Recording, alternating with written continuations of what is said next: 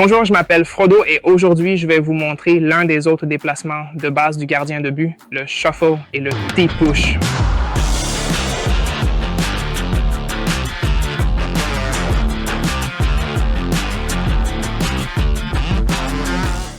Je vais maintenant montrer à ceux qui ne le sauraient pas les différences entre un T-push et un shuffle, car ces deux mouvements se ressemblent beaucoup. Je vais vous les montrer en me déplaçant ici de la cage vers la zone de but. Quand je fais un T-push, cela signifie que je prends appui sur cette jambe, je me propulse vers vous comme ça, puis je freine ici. C'est le contraire d'un shuffle. Je marche et je ne tourne pratiquement pas cette jambe, je marche juste comme ça.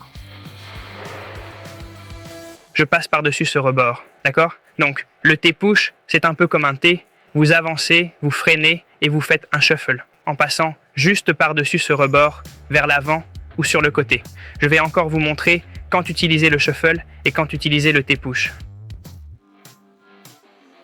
Le T-push s'utilise surtout lors des langues avancées, c'est-à-dire quand vous jouez sur la ligne bleue, passe bleu, et on avance comme ça.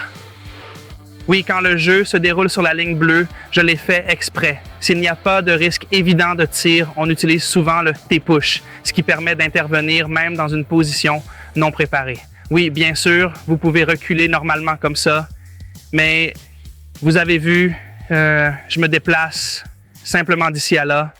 Je ne fais tout simplement pas de shuffle, car au contraire, le shuffle s'utilise pour les courtes distances. Quand je me déplace, moi, par exemple, de la cage vers l'avant, vers la surface de réparation, dans le coin, oui, cela ne sert à rien de tendre la jambe comme ça pour faire un T-push parce que c'est un déplacement court. Alors, je fais juste un petit mouvement comme ça et je suis toujours prêt à arrêter. Oui, c'est pareil. Et un joueur s'avance, il a le palais.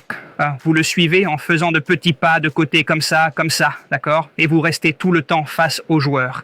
Vous vous repositionnez, vous restez face à lui, prêt à parer son tir. En revanche, si vous faites un T-push, vous serez alors en position ouverte, vous ne serez pas prêt à réceptionner. C'est là que je verrai une différence fondamentale. En termes simples, un long déplacement, c'est un T-push. Un déplacement plus court, c'est un shuffle.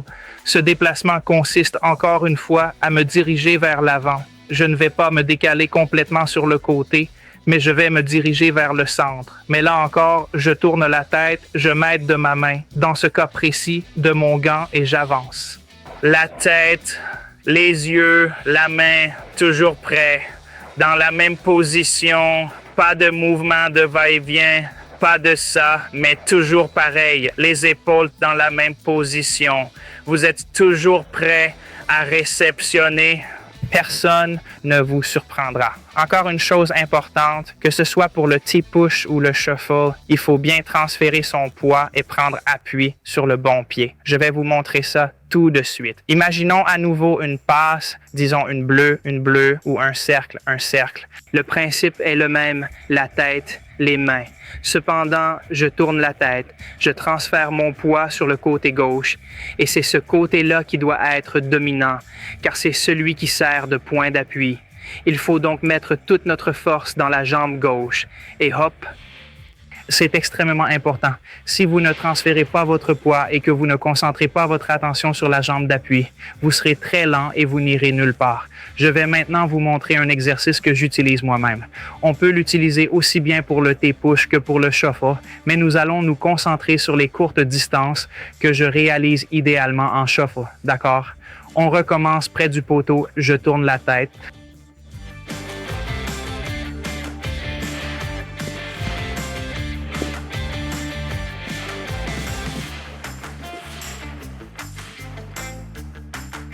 Parfait, Bill. J'ai un autre exercice pour vous. On peut simuler une situation où ce joueur ne cesse de tirer le palet, encore et encore, et où vous le suivez sans relâche.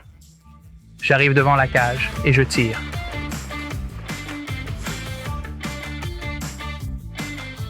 C'est reparti, je recommence des petits shuffles. Je suis toujours prêt à enchaîner. Je viens de vous montrer comment faire un shuffle et un T-push. J'espère que vous avez bien regardé. Je suis sûr que cela vous aidera. Et si vous voulez voir d'autres vidéos de mes entraînements ou de ce que je fais, cliquez ici. À plus.